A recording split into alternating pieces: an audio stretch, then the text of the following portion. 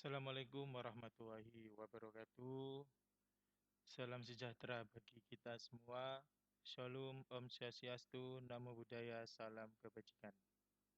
Selamat datang para peserta MPLS Masa Pengenal Lingkungan Sekolah tahun 2020 tahun 2021 di SMP Negeri 54 Surabaya.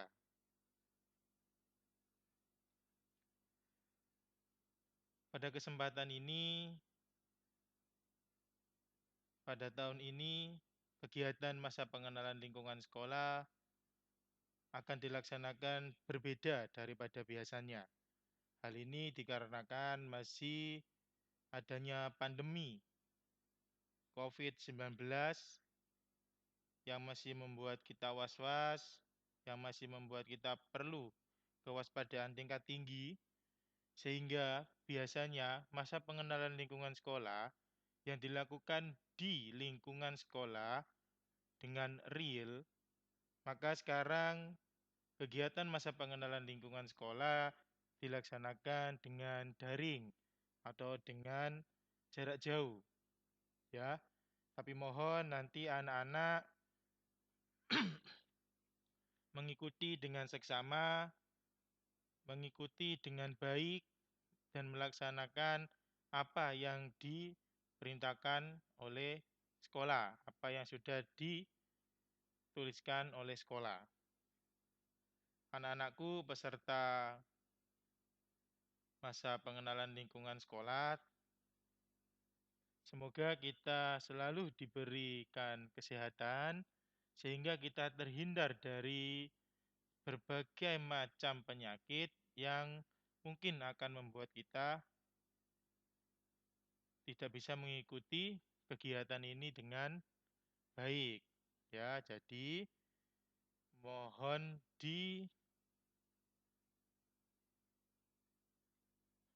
dijaga kesehatannya. Oke, langsung kita lanjut materi yang selanjutnya. Materi yang kedua, di hari yang kedua, materinya apa? Materinya adalah,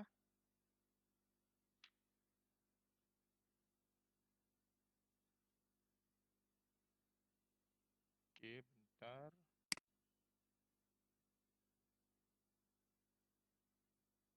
Oke, nah ini. Materi kita hari ini adalah perlindungan anak. Nah, materi tentang perlindungan anak. Nanti anak-anak peserta masa orientasi nanti akan mendapatkan tugas untuk membuat resume atau membuat catatan. Ya, nanti dari video yang telah saya tampilkan ini nanti mohon dibuat catatan ya nanti sebagai tugas ya. Oke, kita lanjutkan. Untuk yang selanjutnya, nah, anak atau anak-anak, apakah ini termasuk ini, ini, atau ini? Nah, lah ini. Terus siapa sekarang yang dinamakan anak atau siapa sih yang disebut dengan anak? Nah, oke, ini menurut undang-undang dari Republik Indonesia. Seseorang yang dikatakan anak adalah orang yang belum berusia 18 tahun, termasuk anak yang masih di dalam kandungan. Jadi, seseorang dikatakan anak atau anak-anak itu adalah dia yang berada di dalam kandungan sampai dia berada atau sampai dia berusia 18 tahun. Jadi entah itu anak PAUD, anak TK, anak SD, anak SMP, anak SMA, selama dia masih berusia di bawah 18 tahun, berarti masih disebut anak-anak. Ya, berarti SD, SMP, SMA atau PAUD juga. Ya, itu masih anak-anak. Termasuk yang masih di dalam kandungan. Oke, kita lanjut.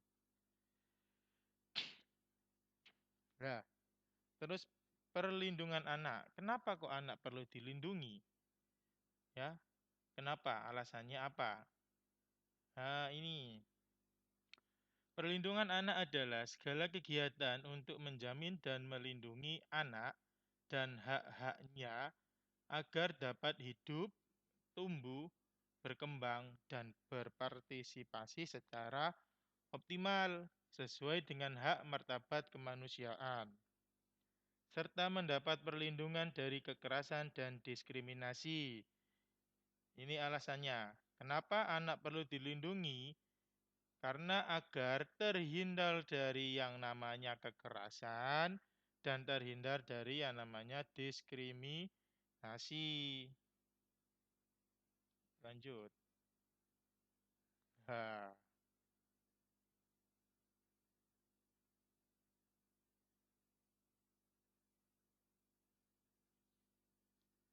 Nah, kita masuk di pergaulan anak.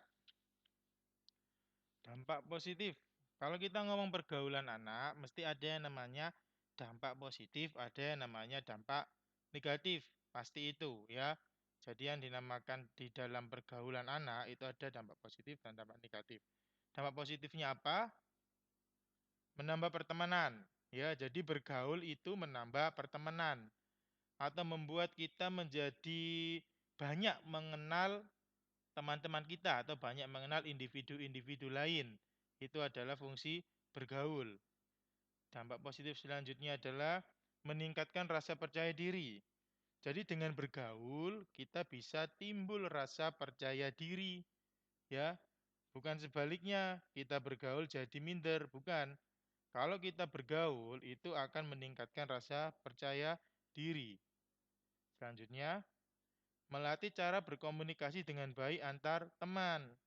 Dengan bergaul secara tidak sadar kita melatih diri kita untuk berkomunikasi dengan baik ya antar teman. Kalau kita tidak bergaul, kita tidak mungkin berkomunikasi dengan orang lain, kan kita tidak bergaul. Nah, di sini adalah bergaul. Jadi kita melatih komunikasi, kemudian membentuk jiwa sosial yang tinggi. Dengan adanya pergaulan, dengan adanya pertemanan, banyak teman, membentuk kita menjadi seorang yang mempunyai jiwa sosial yang tinggi. Ya, menjadi orang yang sosial atau orang yang bisa merasakan orang lain. Jadi kita bukan menjadi makhluk yang individual. Bergaul itu membuat kita menjadi orang yang sosial. Ya, oke, kita lanjut. Nah, kita lanjut sekarang dampak negatif. Nah, kalau kalian lihat di dalam slide ini, di pojok kanan atas ada anggota, lah ini anggota pang. Ini yang biasanya dinamakan pang-pang ya. Atau biasanya pakai baju hitam-hitam, semiran rambutnya, pakai warna. Terus kalau jalan nggak pakai sandal. Nah, ini adalah salah satu dampak negatif. Kemudian yang bawah lagi ini masih usia SMP. Ya, usia SMP dia sudah berani melakukan aktivitas merokok di tempat umum. Ya, ini tempat umum, ini di dalam angkutan. Jadi ini masih di tempat umum. Ya, dampak negatifnya apa? Nah, dampak negatifnya adalah rendahnya taraf pendidikan keluarga, seperti keluarga yang mengizinkan sang anak berpacaran, contohnya, tanpa ada pengawasan yang menyebabkan anak terjerumus ke dalam pergaulan bebas. Atau yang lagi ngetren saat ini adalah anak dibiarkan untuk keluar malam tanpa batas waktu, ya. Jadi yang menyebabkan apa? Anak akhirnya kalau di sekolah itu ngantuk karena dia dibiarkan kalau keluar malam.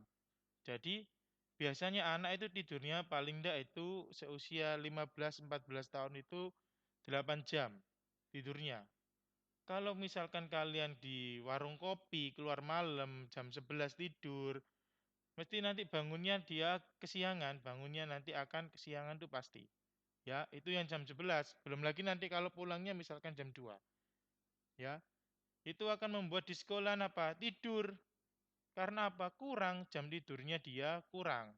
Kalau anak di usia kalian, usia 13, 14, 15 itu jam tidurnya masih 8 jam malamnya. Kalau kurang yang terjadi nanti akan ya ngantuk tadi, ya. Makanya itu kalau kita keluar malam paling enggak nanti kita bisa membatasi diri kita sendiri. Jam berapa kita akan pulang, ya. Terus kapan nanti kita akan tidur itu harus diperhatikan. Selanjutnya, kurang berhati-hati dalam memilih teman atau dalam berteman. Contohnya, teman menuntun kita ke arah negatif terjadi karena berteman dengan orang yang tidak baik. Jadi apa intinya di sini adalah kita harus berhati-hati dalam memilih teman. Temannya bagaimana yang harus kita pilih? Teman yang bisa menjadikan diri kita ke arah positif, bukan malah sebaliknya. Teman yang membimbing kita atau yang mengajak kita ke arah yang negatif itu lebih baik langsung kalian tinggalkan, ya. Langsung kalian menarik diri dari teman yang model seperti itu. Karena apa? Dampaknya nanti luar biasa, ya. Kalau kalian misalkan kalian pertama masih sebagai katakanlah kalian masih baik. Kemudian kalian berteman dengan orang yang tidak baik. Akhirnya apa? Nanti kalian ikut. Ya, kalau dulu mungkin kamu nggak berani merokok, akhirnya apa? Berteman dengan orang yang salah, berteman dengan teman yang salah, teman yang memiliki kebiasaan misalkan katakanlah merokok. Nanti kalian lambat laut, kalian kelamaan, kalian pasti akan mengikuti itu, mengikuti merokok itu, ya. Jadi hati-hati dalam memilih teman. Pilihlah teman yang bisa mengajak kita ke arah positif, ya. Misalkan arah positif itu apa? Arah positif itu adalah yang memberikan kita dampak baik untuk kedepannya, ya. Contohnya, pilih teman yang mengikuti eskul futsal, misalkanlah. Ya, ini akan membuat kebaikan nanti ke depannya. Jangan pilih yang teman yang tidak memiliki dampak positif sama sekali. Nanti ditinggalkan aja teman yang seperti itu. Oke, kita lanjut.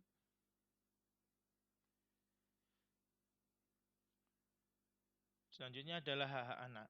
Ya, jadi kalian atau anak-anak itu memiliki hak-haknya itu apa aja? Yang pertama, hak untuk hidup. Yang kedua, hak mendapat pengakuan nasab. Yang ketiga, hak mendapat nama yang baik. Yang keempat, hak mendapatkan penyusuan. Yang kelima, hak memperoleh pengasuhan dan perawatan. Yang keenam, hak mendapatkan nafkah atau biaya hidup. Yang ketujuh, hak memperoleh pendidikan dan pengajaran. Yang kedelapan, hak diperlakukan secara adil. Ya, yang dimaksud dengan hak mendapat pengakuan nasab itu apa? Pengakuan nasab di sini adalah hak kita mendapat pengakuan dari bapak dan ibu kita atau dengan ayah dan bunda kita. Ya, jadi mendapat pengakuan nasab. Itu yang dinamakan pengakuan nasab ya. Jadi kita diakui kita itu anaknya siapa? Anaknya ini lah itu ya. Kemudian yang ketiga, hak mendapat nama yang baik. Ya, itu hak kita. Jadi orang tua jangan asal memberi nama anak, ya. Apalagi seperti saat ini di masa pandemi, kemudian ada ibu melahirkan supaya kelihatan gaul, anaknya diberi nama COVID, ya. Muhammad COVID. Nah, itu adalah yang tidak baik, ya. Karena apa? Tidak terdapat unsur doa di dalam situ. Ya, walaupun depannya ada kata Muhammadnya, tapi belakangnya ada COVID. COVID itu adalah sebuah virus, sebuah penyakit, ya. Nama yang baik contohnya seperti apa? Misalkan Muhammad Isa atau misalkan apalah itu, ya. Pokoknya yang Pokoknya yang bisa membuat, pokoknya yang bisa terdapat unsur doa di dalamnya, ya. Kemudian selanjutnya yang keempat, hak mendapatkan penyusuan. Yang kelima, memperoleh pengasuhan dan perawatan. Ini wajib, ya. Ini hak kita sebagai seorang anak, mendapat pengasuhan dan perawatan. Kemudian yang keenam, mendapatkan nafkah atau biaya hidup. Selama kita masih di usia anak, katakanlah usia anak tadi berapa? Ya, usia anak tadi kurang dari 18 tahun, ya. Jadi kita masih wajib diberikan biaya hidup atau diberikan nafkah oleh kedua orang tua kita, ya. Tapi kalau kalian nanti sudah usia 19-20, ya, atau usia 20 tahun, maka orang tua tidak wajib memberikan kalian biaya hidup atau nafkah karena usia kalian sudah bukan usia anak-anak lagi, ya. Makanya usia-usia segitu sudah harus kita dapat menghasilkan nafkah sendiri atau dapat memiliki biaya hidup sendiri, ya. Kemudian yang ketujuh, memperoleh pendidikan dan pengajaran. Ini di dalam hak di undang-undang sudah disampaikan dan dijelaskan bahwasannya wajib belajar 12 tahun. Kalau wajib belajar 12 tahun itu artinya wajib belajar sampai usia SMA atau sampai kelas SMA. Kemudian yang kedelapan, hak diperlakukan secara adil. Di sebagian adil itu apa? Adil adalah seimbang, ya sama. Kalau yang satu A berarti yang satu juga A, yang satu B, yang satu juga B. Bukan yang satu A, yang kedua B. Itu tidak adil. Kalau adil berarti secara sama. Oke, selanjutnya perlindungan anak dalam agama. Nah, ini kebetulan yang saya ambil ini kutipan dari agama Islam. Tapi saya yakin agama apapun itu pasti di dalamnya ada perlindungan tentang anak, ya. Kalau dalam agama Islam, ya, anak-anak, ya, agama Islam datang membawa rahmat bagi seluruh alam termasuk anak-anak. Islam menyatakan bahwasanya anak-anak merupakan makhluk yang perlu dikasihani dan dilindungi karena ketidakberdayaan mereka dalam memenuhi kebutuhan hidup dan melindungi dirinya sendiri. Ini yang kita garis bawahi. Kebutuhan hidup dan melindungi dirinya sendiri. Perlindungan anak dalam perspektif hukum Islam mengandung arti pemenuhan hak-hak anak dan perlindungannya dari hal-hal yang dapat membahayakan dirinya. Hak-hak anak dinyatakan secara jelas dan rinci dalam hukum Islam yang terkandung dalam ayat-ayat Al-Quran maupun hadis-hadis Rasulullah SAW. Ini sudah ada. Oke, kita lanjut. Pengawasan keluarga. Pengawasan merupakan suatu kegiatan seseorang untuk mengontrol atau mengoreksi suatu kegiatan atau pekerjaan yang dilakukan, ya. Suatu kegiatan atau pekerjaan yang dilakukan. Jadi, kalau kalian misalkan keluar malam sampai batas waktu yang sudah ditentukan oleh orang tua kalian, kemudian orang tua kalian negur, kalian jangan marah. Ini adalah salah satu bentuk pengawasan dari orang tua, ya. Karena apa? Ini kewajiban orang tua, ya. Karena kalian masih anak. Beda nanti kalau kalian usia 20 tahun, terserah kalian mau keluar sampai jam berapapun itu sudah bukan tanggung jawab dari keluarga lagi, ya. Kalau dari usia-usia SMP, SD, kalian keluar malam kemudian ditegur marah, itu kalian yang salah, bukan orang tua. Sudah kewajiban orang tua untuk mengoreksi, mengontrol. Ini adalah sebagai bentuk pengawasan orang tua terhadap anak-anak atau terhadap kalian, ya. Jadi ingat itu, ya. Jangan sampai kalian menyalahkan orang tua. Ya, orang tua di sini adalah tugasnya mengontrol dan mengoreksi kegiatan atau pekerjaan yang sudah kalian lakukan, ya. Lanjut. Bentuk pengawasannya seperti apa?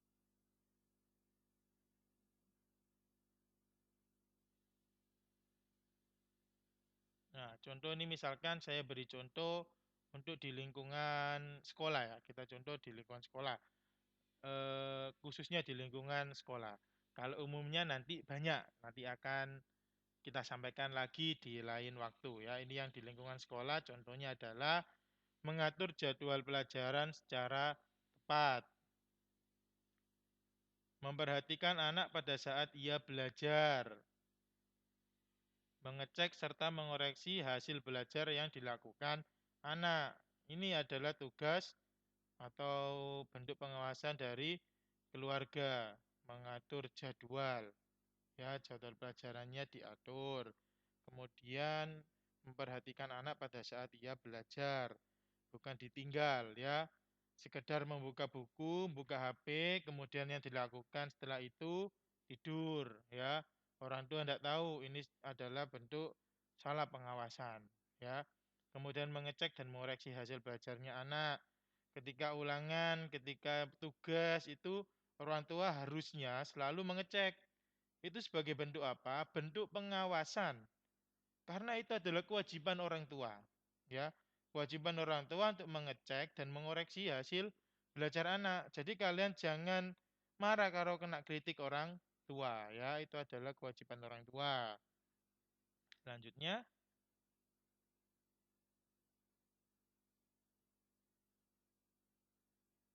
nah, bagaimana dengan kebijakan pemerintah? Upaya perlindungan anak perlu dilaksanakan sedini mungkin, yakni sejak dalam janin, ya, sejak dari kandungan sampai anak berumur 18 tahun. Ya, itu kebijakan pemerintah.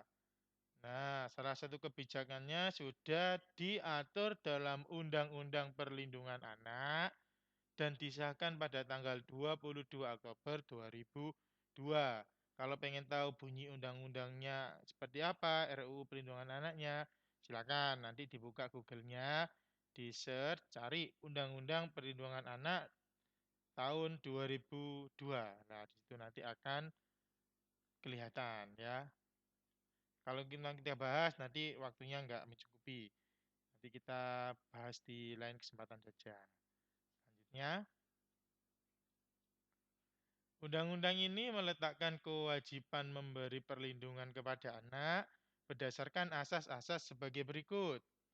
Yang pertama, asas non-diskriminasi ya. Tidak ada diskriminasi atau membeda-bedakan. Yang kedua, kepentingan yang terbaik bagi anak. Yang ketiga, hak untuk hidup, kelangsungan hidup, dan perkembangan. Kemudian penghargaan terhadap pendapat anak. Jadi kalian sebagai anak-anak, kalian berhak ya, berhak apa? Mendapatkan penghargaan. Ya, penghargaan berupa apa itu nanti orang tua nanti yang tahu ya. Oke, kita next. Selanjutnya kita masuk ke dunia teknologi ya. Nah, kalau kita ngomong dunia teknologi, pasti ada yang namanya efek positif dan efek negatif, ya, bagi kehidupan anak. Dan kalau ditinjau dari sudut psikologis, nah, ada yang namanya perkembangan fisik, kemudian perkembangan sosial dan emosi, kemudian ada namanya perkembangan intelijensi, kemudian ada namanya perkembangan moral, ya. Selanjutnya, pengaruh negatif dari jejaring sosial ini terdapat anak-anak dapat dilihat pada beberapa hal sebagai berikut. Yang pertama, hilangnya privasi. Ingat, kalau kita sudah main jejaring sosial atau media sosial, itu berarti apapun yang kita, apapun data-data yang kita berikan di situ itu bisa dilihat orang. Ya, entah itu foto, entah itu data alamat, nomor telepon, dan lain-lain. Itu bisa dilihat semua orang. Itu yang menjadikan hilangnya privasi. Yang kedua ada yang namanya cyberbullying. Ya, jadi bullying tapi di dunia maya. Bisa nggak seperti itu, Pak? Bisa. Dan banyak sekali contohnya. Ya, jadi hati-hati. Bullying tidak hanya dilakukan di dunia nyata saja, tapi bullying juga bisa di dilakukan di dunia maya. Selanjutnya adalah stranger danger. Ya, apa sih itu? Ini adalah bahaya orang asing. Ya, bahaya orang asing. Banyak kasus anak usia SMA, anak usia SMP, dia berkenalan dengan orang asing, kemudian dia dibawa kabur, diculik, dan lain-lain sebagainya. Itu adalah bahaya atau pengaruh negatifnya jejaring sosial. Yang selanjutnya cyber stalking.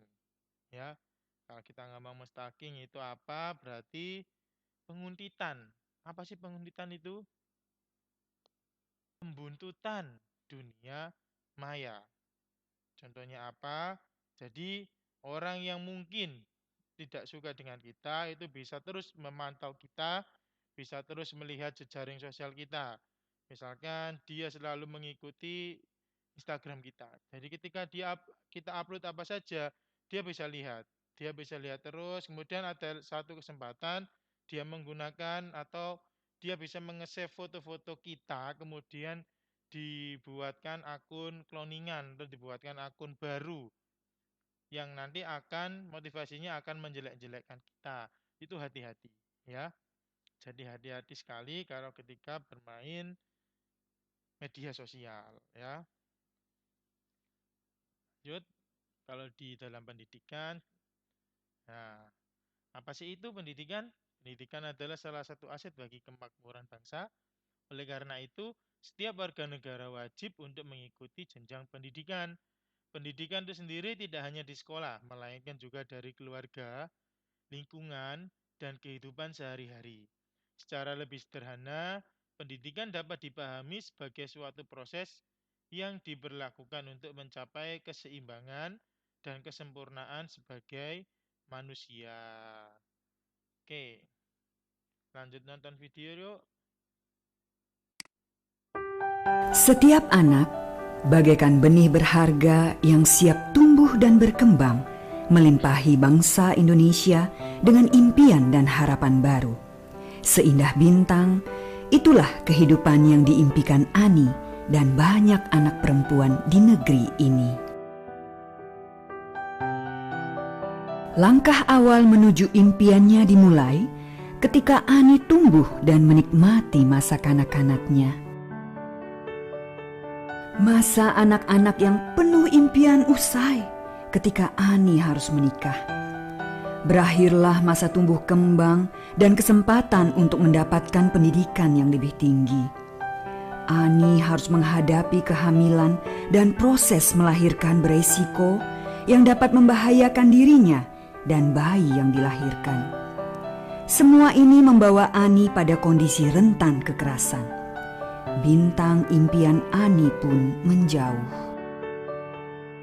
Perkawinan usia anak membebani Ani dengan masalah dan tanggung jawab berat yang seharusnya dipikul orang dewasa.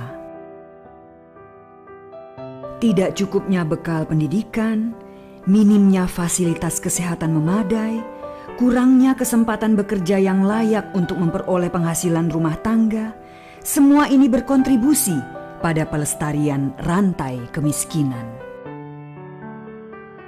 1 dari 6 perempuan Indonesia memasuki perkawinan pada usia di bawah 18 tahun. Keadaan ini terjadi di berbagai belahan bumi Nusantara, begitu dekat dengan kita.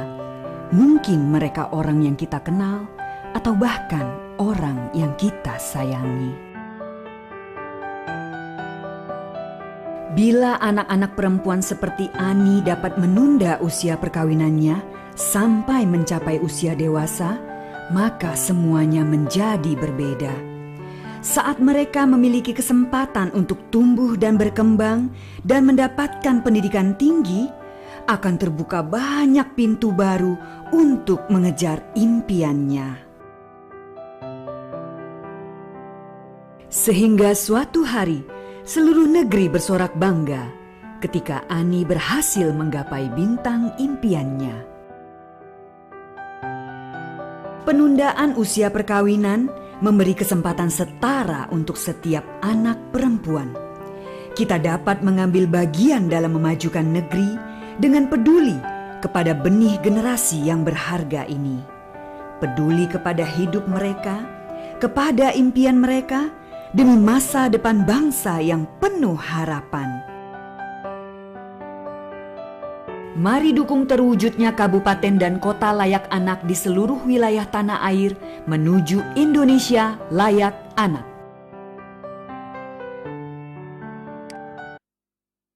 Oke, itu tadi adalah video yang pertama, ya, video tentang Ani. Ya, Setiap anak video tentang Ani tadi video yang pertama. Nah, selanjutnya untuk video yang kedua.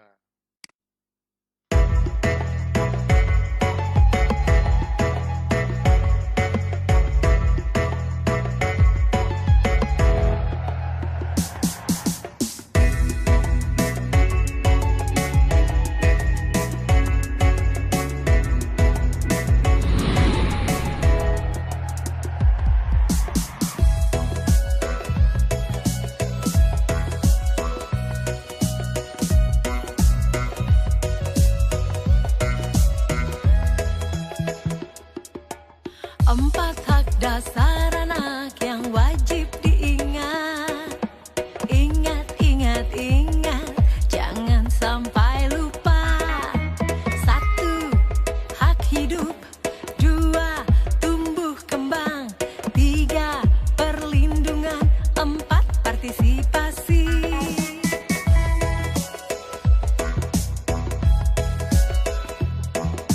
Empat hak dasar anak yang wajib diingat. Ingat, ingat, ingat, jangan sampai lupa. Satu, hak hidup. Dua, tumbuh kembang. Tiga, perlindungan. Empat, partisipasi. Hidup penuh kasih sayang, makan makanan yang sehat, bermain dan belajar dengan senang bahagia. Lindungi semua anak, jauhkan kekerasan, berikan kesempatan anak bicara.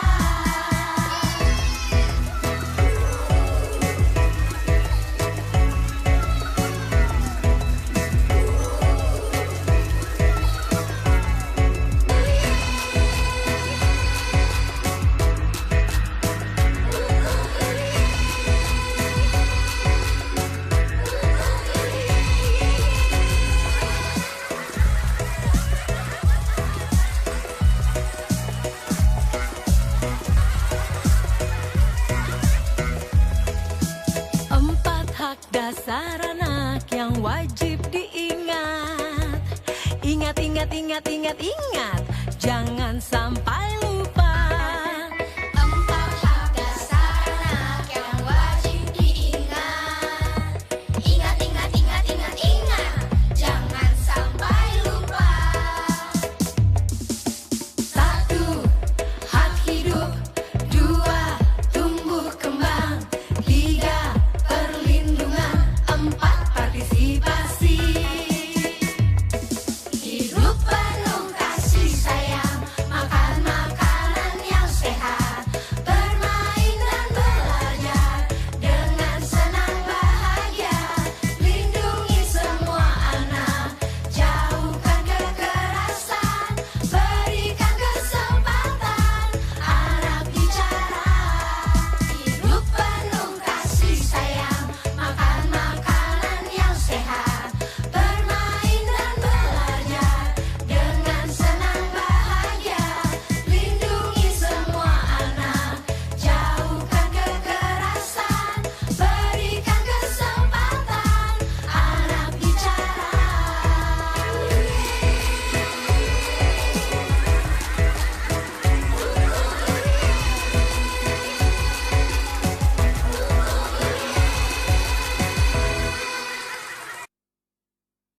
Oke, itu tadi adalah dua video tentang perlindungan anak. Kita lanjut. Untuk tugas bagaimana? Tugas kalian nanti adalah membuat resume atau ringkasan yang di dalamnya nanti terdapat jawaban dari pertanyaan yang ada di bawah ini ya. Jadi membuat ringkasan di buku kalian, buku khusus kalian yang isinya nanti mencakup apa sih perlindungan anak itu, kemudian kenapa anak perlu dilindungi, kemudian apa sih hak anak itu, dan apa saja hak-hak anak ya. Jadi saya ulangi lagi, yang pertama, apa yang dimaksud dengan perlindungan anak? Yang kedua, kenapa anak perlu dilindungi? Kemudian yang ketiga, apa yang dimaksud hak-hak anak dan apa saja hak-hak anak itu, ya. Kemudian nanti hasilnya silakan dikirim ke grup WA gugus ya atau kelasnya masing-masing berupa foto hasil resum yang disertai dengan nama lengkap. Oke, sudah paham? Terima kasih. Sampai bertemu di kesempatan lain. Saya akhiri. Wassalamualaikum warahmatullahi wabarakatuh.